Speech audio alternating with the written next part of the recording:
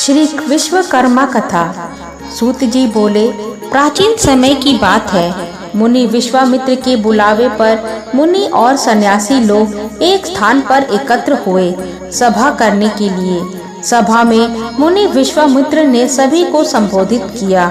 मुनि विश्वामित्र ने कहा कि हे मुनियों, आश्रमों में दुष्ट राक्षस यज्ञ करने वाले हमारे लोगों को अपना भोजन बना लेते हैं, यज्ञों को नष्ट कर देते हैं, जिसके कारण हमारे पूजा पाठ ध्यान आदि में परेशानी हो रही है। इसलिए अब हमें तत्काल उनके कुकृत्यों से बचने का कोई उपाय अवश्य करना चाहिए। मुनि विश्वामित्र की बातों को सुनकर वशिष्ठ मुनि कहने लगे कि एक बार पहले भी ऋषियों मुनियों पर इस प्रकार का संकट आया था। उस समय हम सब मिलकर ब्रह्मा जी के पास गए थे।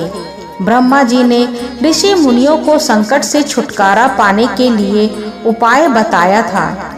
ऋषि लोगों ने ध्यान पूर्वक वशिष्ठ मुनि की बातों को सुना और कहने लगे कि वशिष्ठ मुनि ने ठीक ही कहा है, हमें ब्रह्मदेव की ही शरण में जाना चाहिए। ऐसा सुन सब ऋषि मुनियों ने स्वर्ग को प्रस्थान किया।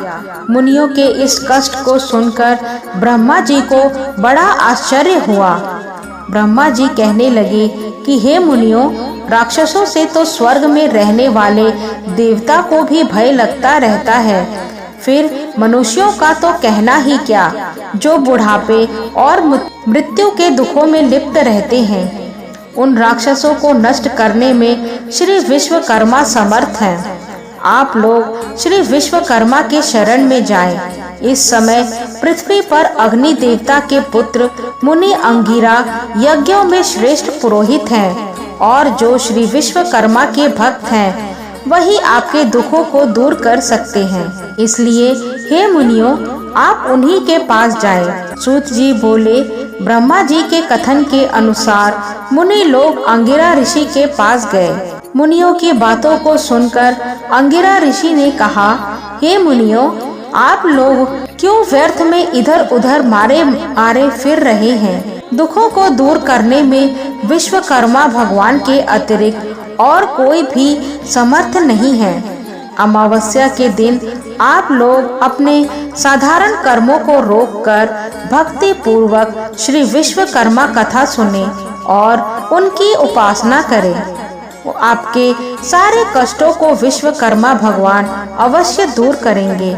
महर्षि अंगिरा के बातों को सुनकर सभी लोग अपने अपने आश्रमों को चले गए।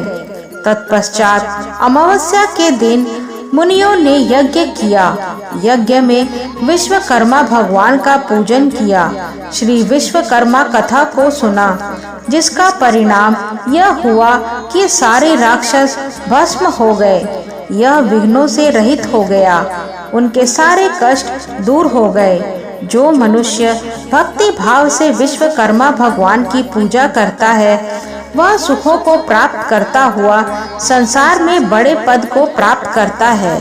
जय श्री विश्वकर्मा भगवान।